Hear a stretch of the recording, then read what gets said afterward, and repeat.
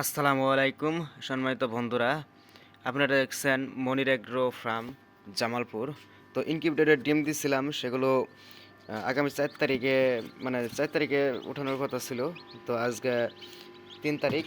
তো অলরেডি অনেকটি বাচ্চা বের হয়েছে, দেখতে পাচ্ছেন। আপনাদের বলছিলাম যে আমি ইনকিউবেটর থেকে ডিম যে ডিমগুলো ফুটাবে আপনাদের দেখাবো কীভাবে ফুটে এবং কীভাবে ফুটে সেটা দেখান, মানে কোন প্রসেসে ফুটে সেটা দেখানো সম্ভব।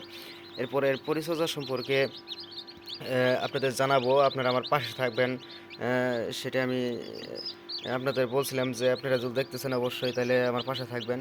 তো সেই সুবাদে যারা আমার পাশে আছেন তাদেরকে তারা যেন দেখে উপকৃত হন, সেই জন্য আমি ভিডিওটি আপনাদের মাঝে উপহার দিতেছি। দেখেন এই যে বাচ্চাগুলো মানে ফুটাইছে অলরেডি, এই যারগুলো মানে কনেছে আর কি, আমরা বাংলা মানে আঞ্চলিক ভাষায় যা বলি কনেছে।